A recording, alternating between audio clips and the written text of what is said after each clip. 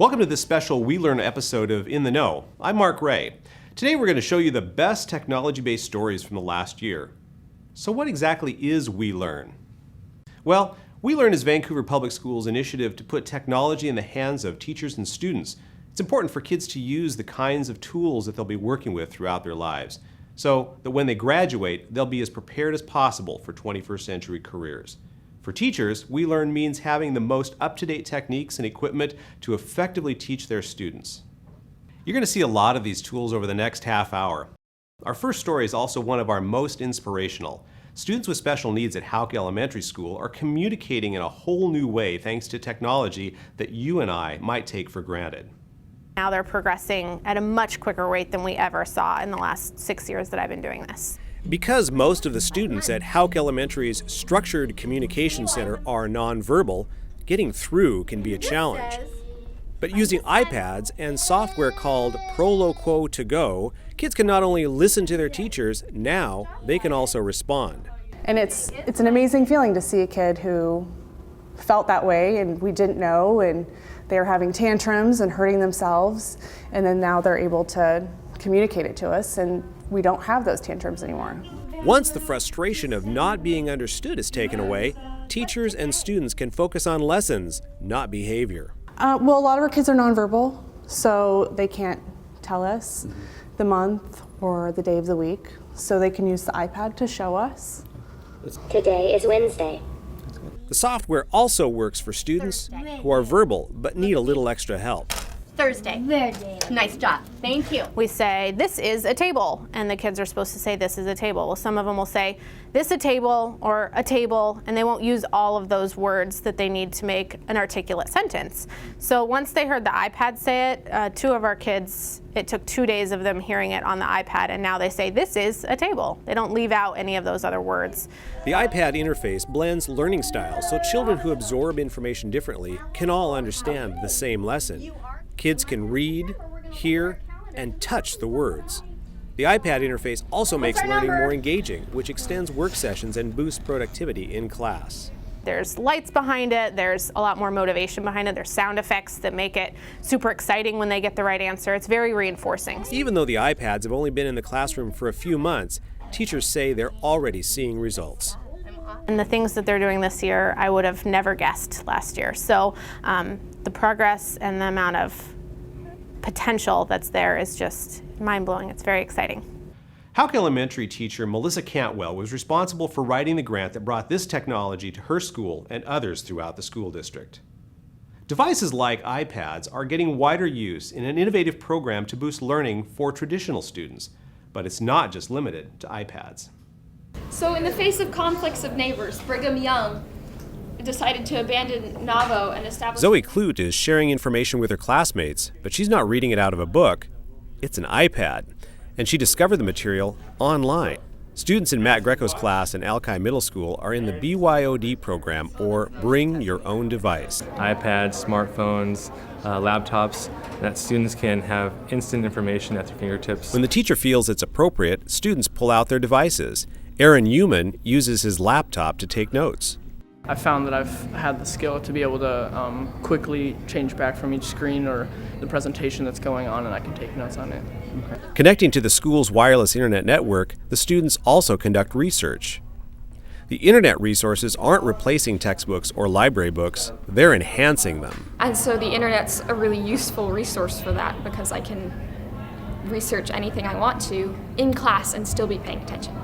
And so they're able to find speeches and documents and letters that are written that the books wouldn't have. And so it allows it a lot faster without leaving the classroom and staying in our own environment. The online research is filtered through the district's internet system, which filters out any potentially distracting or negative content. And the students help the teacher come up with a code of conduct to keep themselves from going off track. We know it's not useful to our learning, and we know we have to be paying some kind of attention.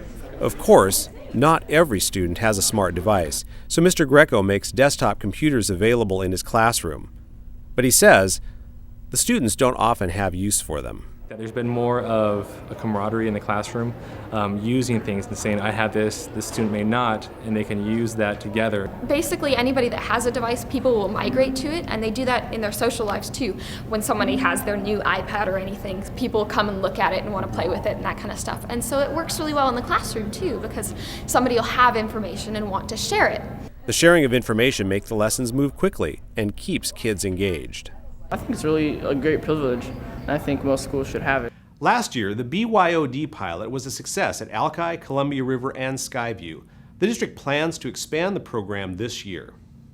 Studying math got a whole lot easier this year for students and parents. The school district launched a new math curriculum, and one of the biggest resources is online. Every textbook that students use in class is also stored digitally on the district's website. It's no longer necessary to carry a textbook back and forth to school.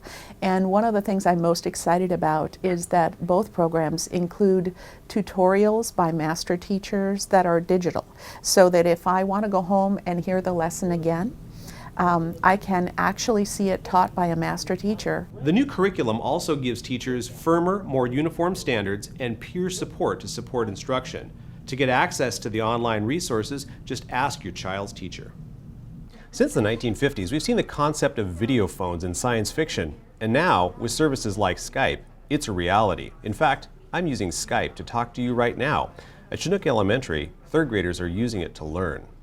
Students at Chinook take notes as they learn about the state of Alabama, but they're not learning from their own teacher, Matt Kaufman. They're getting a lesson from students who are 2,500 miles away in Mobile. Our state freshwater fish is the largemouth bass. We probably think that those accents are weird, but they probably think that our accents are weird. Mr. Kaufman's third graders are part of a ring of classrooms around the country who use Skype to share facts about their home states. The technology, of course, isn't what we're teaching, but we're using that as a tool to do the research. Students write down the information, and because they're more engaged, they're remembering it more easily as well. If you see it, that's one thing. If you read it, that's another. If you put the two together, it's going to make more connections for the students. Sure. When you ask the students what they've learned, they can tell you without referring to their notes. I learned about Alabama that they have a lot of hurricanes and a lot of tornadoes there. Like we don't have them that much over here. I was surprised about the first state that they had a state cat. Never heard of that. And after they learn more about Alabama, it's their turn to practice their public speaking, sharing information about Washington State. Vancouver is the fourth biggest city in Washington. Every single time you do it, you get better and better and less nervous.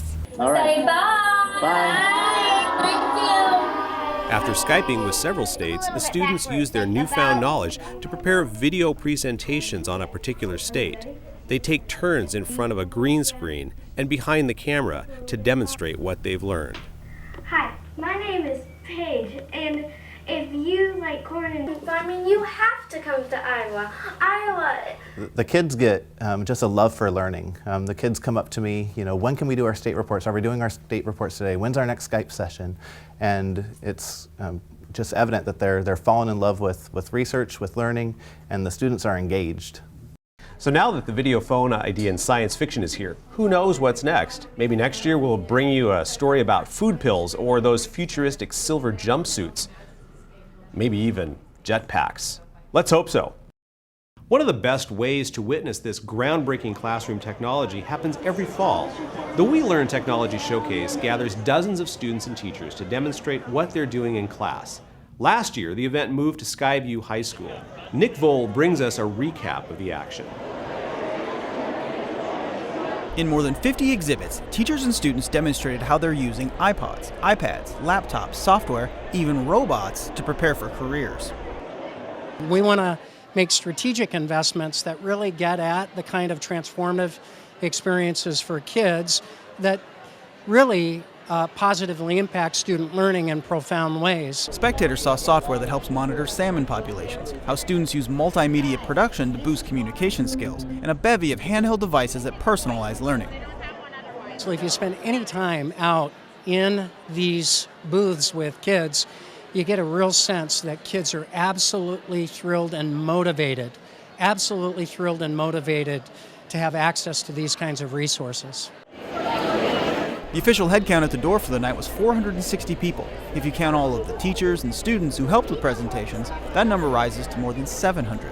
As parents walk through the event and see all the different exhibits, I think one of the more common things we're hearing tonight is surprise at how technology and the classroom have changed over the last few years. Just the fact that there's so many new ways to learn now. Completely different from the way I learned. They didn't have digital when I was in school. Yeah, the way they've stepped up to the plate and brought in some of the latest and greatest stuff. Upstairs, parents got a lesson in internet safety. Downstairs, teachers took classes on new technology. I want to be able to present to my students what is out there, what they can do, how they can better themselves. So they can have better skills when they go out into the workforce, technology-wise. District leaders spent months planning this event, carefully bringing together teachers, students, and vendors to create a comprehensive learning opportunity. Compared to a lot of the other districts in the area, in Washington and in Oregon, I think Vancouver is head and shoulders above many districts and will continue to do so. The attendees agreed. We had absolutely no idea that this was as big as it is or as exciting as it is, or I mean, we're just bowled over, really. For In the Know, I'm Nick Voll. Thanks, Nick. This year's weLearn Technology Showcase promises to be even bigger and better. You should come check it out. It's scheduled for Skyview again on November 8th, and admission is free. One of the most popular exhibits at weLearn is a video game console. It features video games designed by students. This program is rare, and it shows kids just how much work goes into the games they love to play. Just going to call it Master Pro because we're going to... Kim Hansen is like almost everyone under the age of 40. I do play video games pretty constantly. Her students are the same way. They signed up in droves for her video game programming class. Well, I've always played video games, wanted to figure out how to program them and just how they work. But what they learned quickly is that it's a lot harder to create a game than it is to play one. No, it's not easy.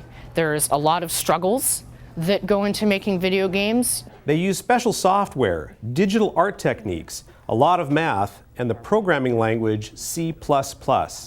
I just love programming, and why not, if you're going to program something, do something interesting with it. It's intense, and because students are passionate about gaming, they're locked in. When I walk around, they're on task, they're excited, they tend not to want to leave. More than learning to make fun games, these students are learning skills they can take to any career. Project management, attention to detail, and how to deal with deadlines.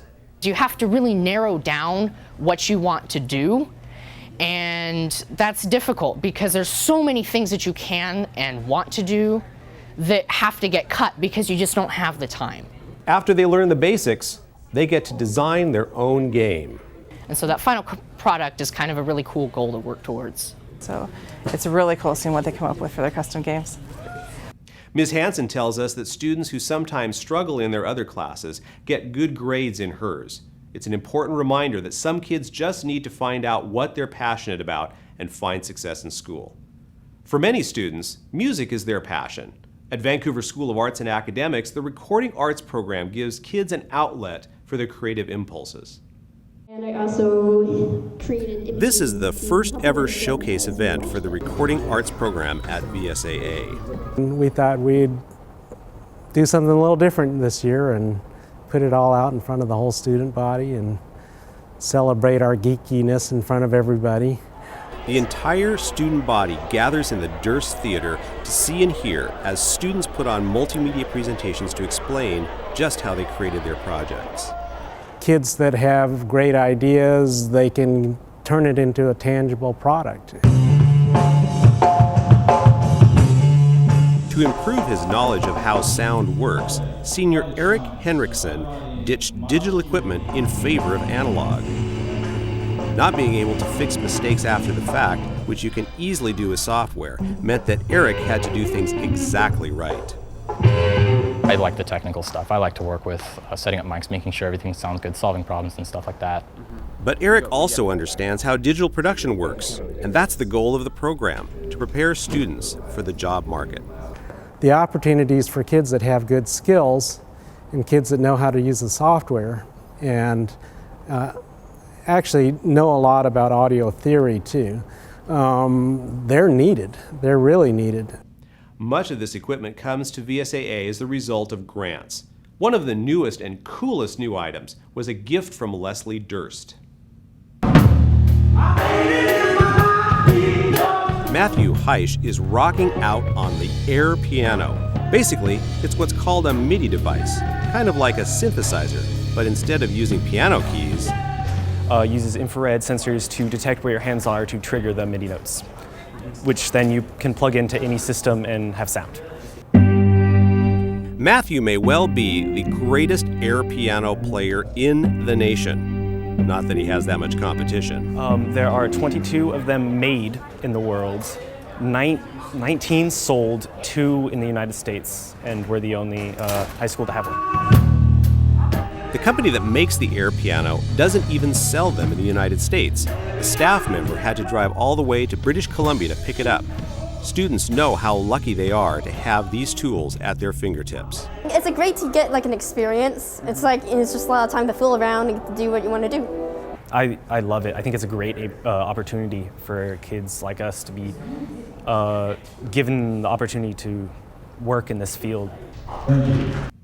Musicians at VSAA got a rare opportunity last summer when the John Lennon educational bus pulled into town.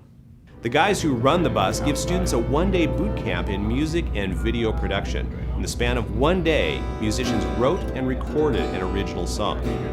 Meanwhile, video production students created a music video and behind-the-scenes making-of documentary. It sounds like a very difficult thing, but I'm constantly surprised and amazed by what kids are able to do. I mean, you give them a bar to reach and they surpass it every time.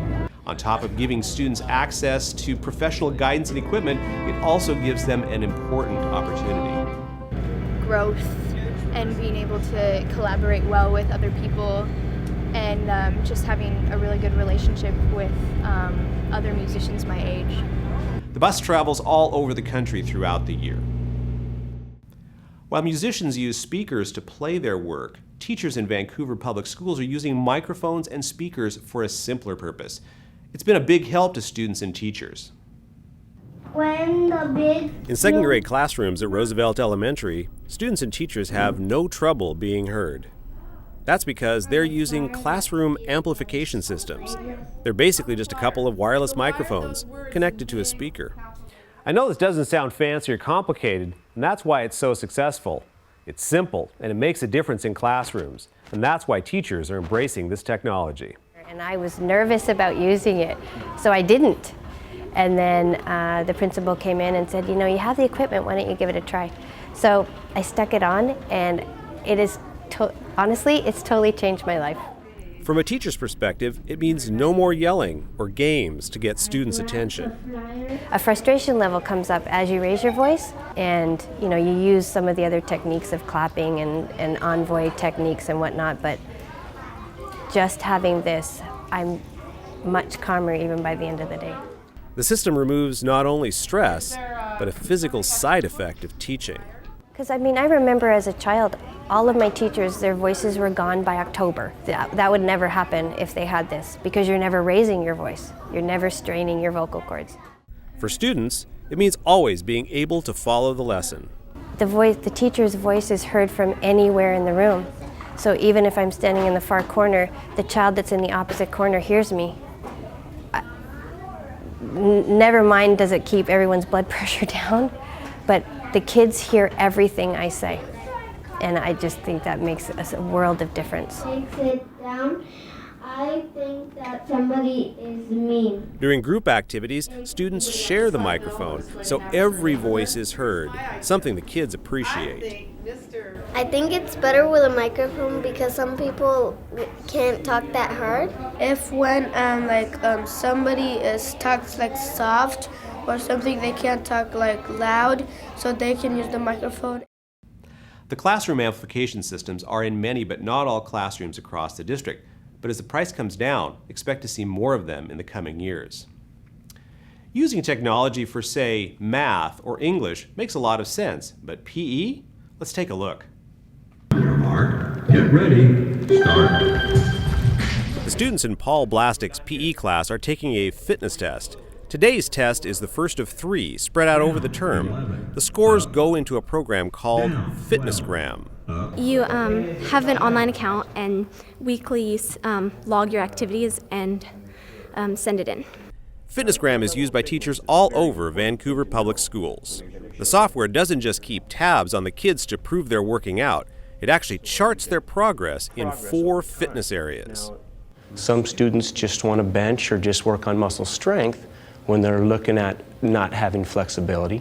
And if you don't bend, you break. So you want to have the flexibility and you want to have the heart and lung capacity to be able to do those things that you love for a long period of time.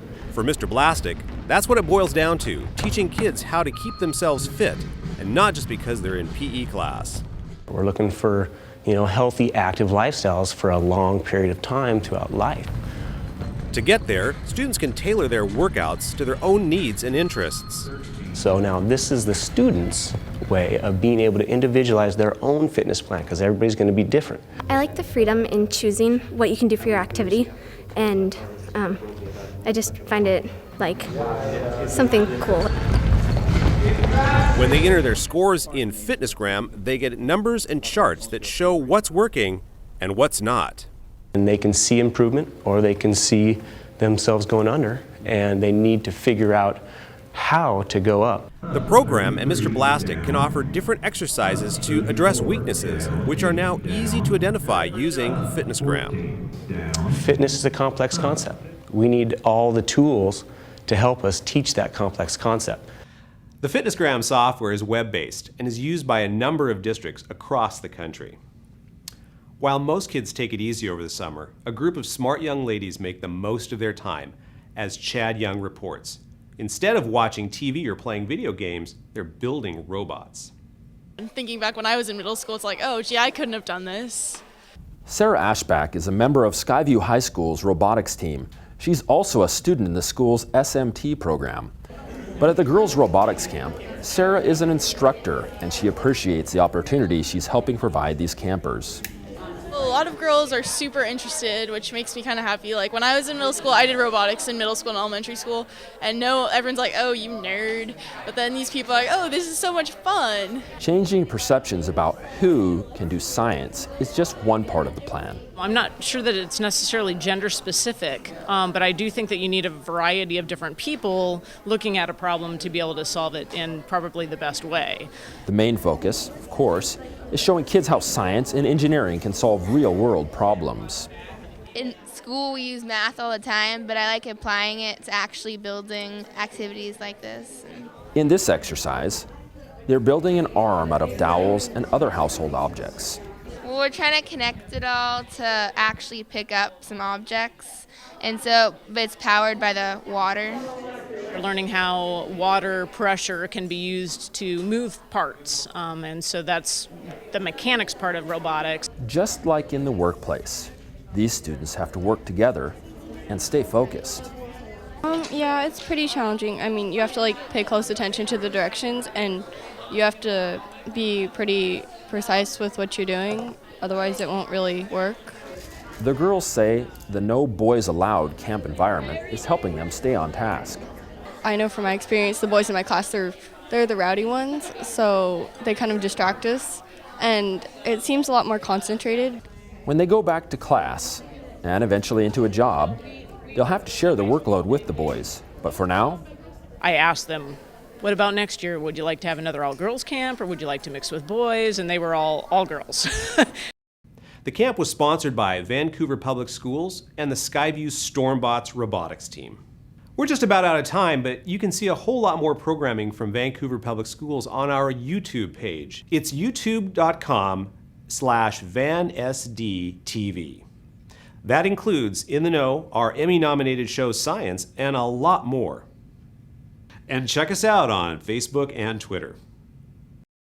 Hey, thanks for joining us today. I look forward to bringing more technology stories in the coming year. For In the Know, I'm Mark Ray.